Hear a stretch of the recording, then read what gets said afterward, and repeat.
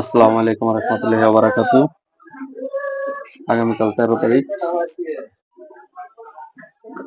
আওয়ামী লীগের সভাপতি অর্থাৎ সাবেক প্রধানমন্ত্রী শেখ হাসিনার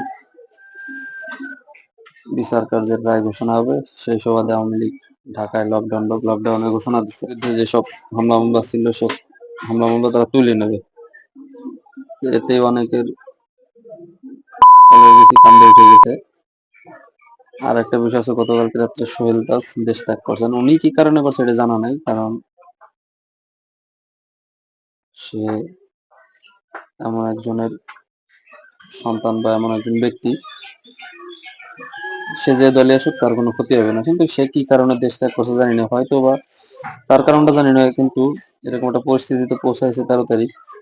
হ্যাঁ, দেখা গেছে অনেকেই মনে হয় দেশ ত্যাগ করছে, তাও জানি না, করলে করতেও পারে, কিন্তু প্রশাসন কঠোর পদক্ষেপ নিচ্ছে। এদিকে মানে আওয়ামী লীগও কঠোর পদক্ষেপ নিচ্ছে। যাই হোক, 13 তারিখ ভালো কিছুই হবে। আর আমরা চাই না স্বাধীনতা বিরোধী কোনো দল ক্ষমতায় আসুক। সে সুবাদে 13 তারিখ ভালো কিছুই হবে। আল্লাহ হাফিজ।